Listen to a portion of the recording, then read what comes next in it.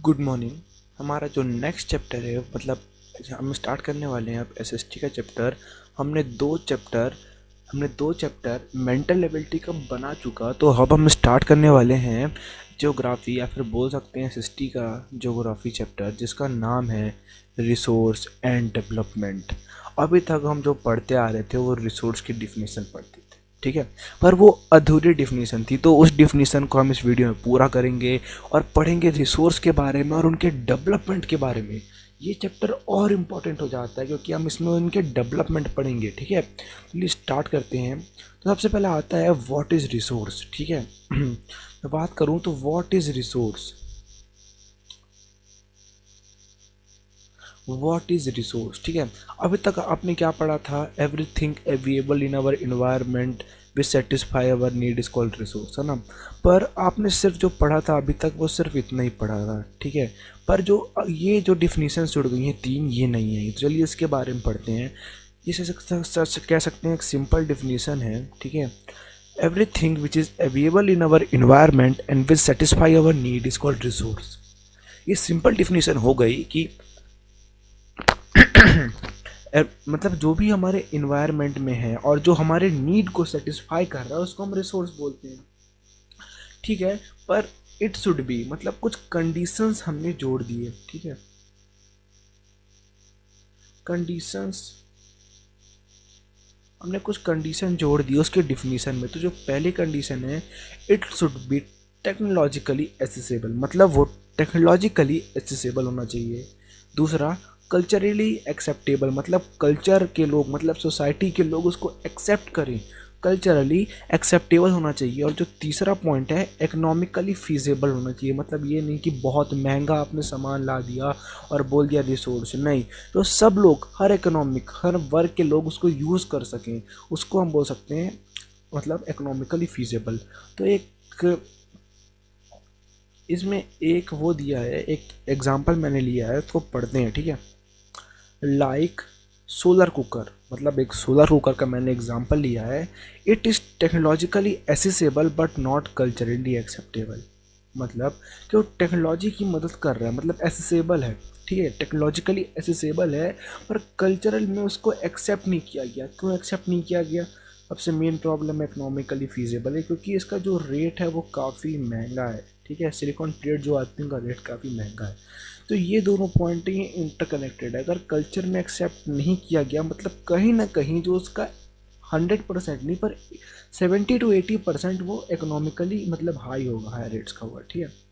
आगे बढ़ते हैं। अब क्लासिफिकेशन ऑफ रिसोर्स, ठीक है, classification of resource, classification of resource मतलब हम रिसोर्स को कितने तरीके से क्लासिफाई कर सकते हैं। तो classification of resource on the basis of, जो पहला बेसिस है वो ओरिजिन के बेसिस पे, तो सेकंड है वो एग्जॉस्टेबिलिटी के में, और जो तीसरा है वो ऑनरशिप, और जो चौथा है वो डेवलपमेंट, ठीक है, डेवलपमेंट के बेसिस से हम कर सकते हैं, ठीक है। तो अभी हम चारों को मतलब ये क्लासिफाई किया हमने, रिसोर्स को 4 वर्गों में बांट दिया। अब हम हर एक मतलब क्लासिफिकेशन की एक स्टडी करने वाले हैं। सबसे पहले आता है ओरिजिन, मतलब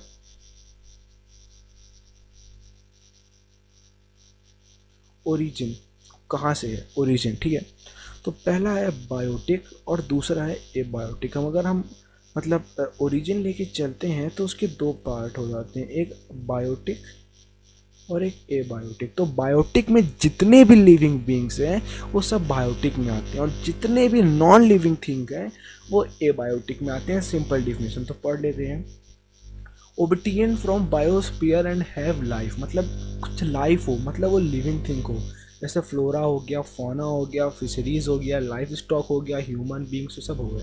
अब हम बात करते हैं कि एबायोटिक में, तो एबायोटिक में जैसे all the things which are composed of non living things, मतलब जो चीज़ नॉन लिविंग थिंग की है उसको हम एबायोटिक बोलते हैं। जैसे कि आपका हो गया रॉक्स, आपका हो गया मेटल, ठीक है, ये सब एबायोटिक हो गए। अब आगे बढ़ते हैं।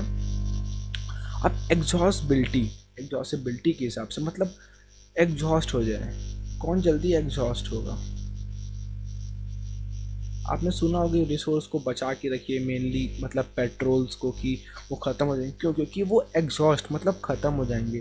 तो सेम दो प्रकार है, पहला है रिन्यूएबल रिसोर्स, दूसरा है नॉन रिन्यूएबल रिसोर्स। रिन्यूएबल मतलब उसको दोबारा बनाया जा सकता है, और नॉन रिन्यूएबल, नॉन मतलब आप ब्रेक करके पढ़िए, री, ठीक है, फिर लिखा है न्यू, फिर लिखा है एबल, मतलब रीन्यूएबल, मतलब री दोबारा से उसको नया बनाया जा सकता है, ठीक है, उसको हम बोलते हैं रीन्यूएबल। और नॉन लग गया मतलब उसको दोबारा नहीं बनाया जा सकता, ठीक है।